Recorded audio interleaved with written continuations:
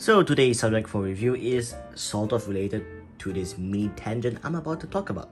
It's the fact that Zeta, Double Zeta, and Double O had Gundams with the title series name, but only appears on the second half of the show. Which is really interesting that they did that thing and only appears in like some shows.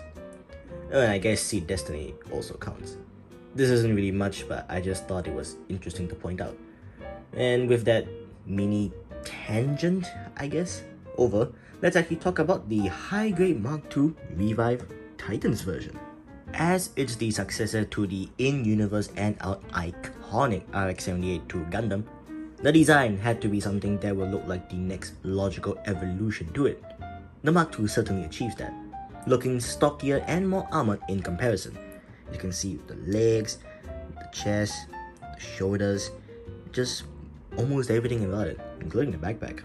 Its design is both simple, harkens back to its predecessor, but does its own thing. What else can I say other than this looks good? This also is the second kit I've built that I both sanded the nut marks and did panel lining. Because this guy I just did panel lining and that's it.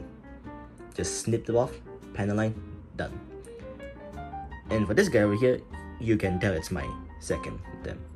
The vents on the chest, the legs, and the shoulders are messy when looked at up close. You can sort of see that it's a bit messy on camera, but yeah, in person, bit obvious. Now, most nut marks aren't that noticeable unless you really try and find them. Example would be on the shoulder over here.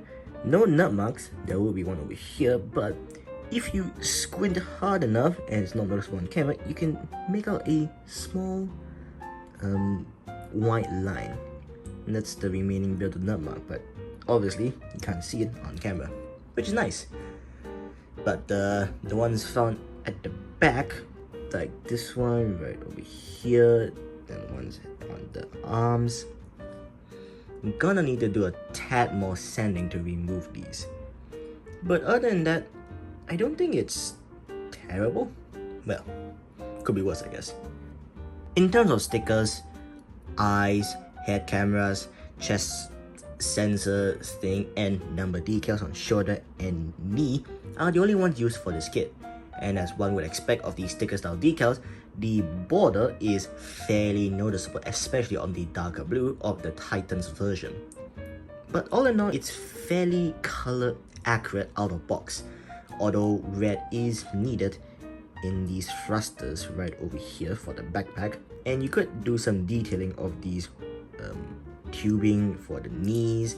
There's also the pistons on the legs, but other than that, it looks quite good out of box with nothing else done to it other than just applying stickers and panel lining stuff here and there. Nice. Armament is standard. You get 2 beam sabers on the backpack with beam effects, as shown right over here, a beam rifle that has an E-cap installed, which, well, puts into perspective the beam magnum right over here. For context, this is one E-cap, that's another E-cap, so on and so forth. There's like 5 here. Damn. It's just the simple kick out this bit, put it in, and then just plug it back on. So now you have it holding the gun. You also get a rocket bazooka, is what I think it's called. And just for some added context, the beam rifle and the rocket bazooka right over here are both not color accurate. Both are supposed to be in gray, and this one also has white for the tube right over here. So if you want it to be truly color accurate, do a bit of painting for the mobile suit itself, but you gotta do quite a fair bit for the weapons. But out of box, they still work, so it's really up to you. And you just simply, well, do the exact same thing with the beam rifle. Plug it in. It's also hinged, so you can give it a bit more posing options right over here. Very nice. You also get the Vulcans right over here because this thing doesn't have Vulcans added to the head, so you just plug it on like this, and now he has Vulcans. And it's simple and it's simple to take out as well. And next is the shield, which is really smart. Now, getting it out of the way, you have two options of attachment. On the side of the arm, with this part right over here, you just plug it in, then just plug it at the back. There you go.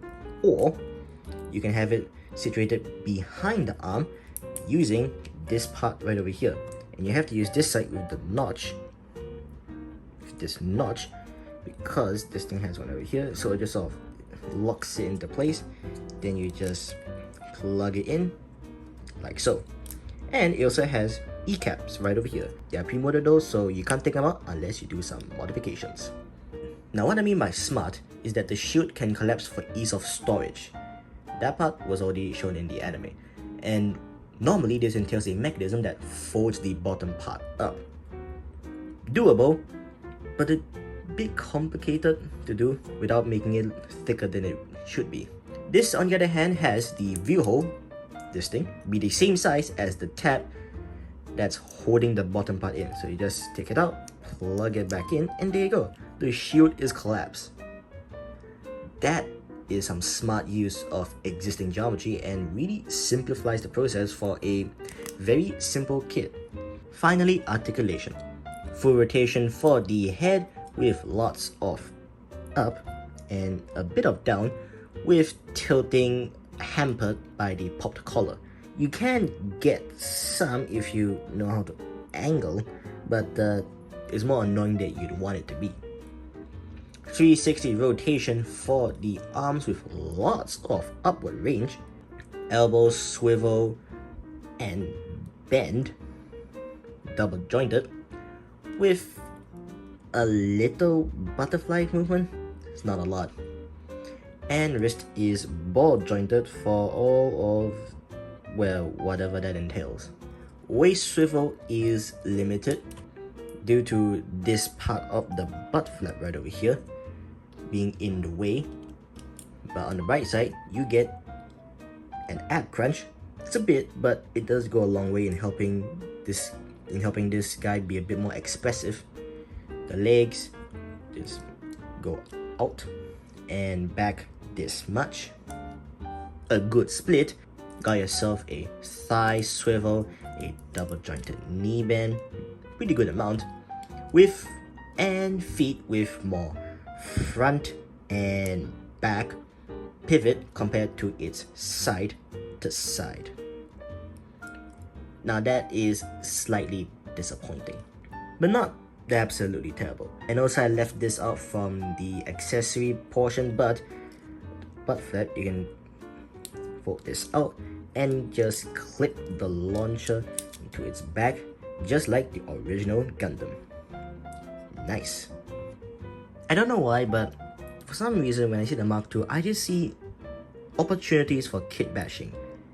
Now, the shoulders right over here are from the 00 Quanta Command, and the head is from the EZSR, well, one of the spare heads. I feel like I want to get a few more kits just to see what I can get, you know, as a starting point. But anyways, for my getting to the actual final verdict, this, or the AUK version, is a kit that is an easy, highly recommend. Its simple build makes the process relaxing, accessories give you enough to fool around with, and this kit is pretty good and anime accurate out of the box, with minimal painting required unless you count the weapons. It also has lots of flat surfaces to add some extra details if you want to spice things up. An example would be the shoulder right over here. I can imagine some more panels like right here, just giving it a bit more detail. It's not extremely poseable, but it gets the job done. And all this for something that only cost me 20 plus SGD. This is pretty good. And also for some reason it's the first kit that I started doing random kit bashes off to see what works. And this weirdly works. Nice. And yeah, that's all I have for this review. I hope this was useful and to see you next time. Bye.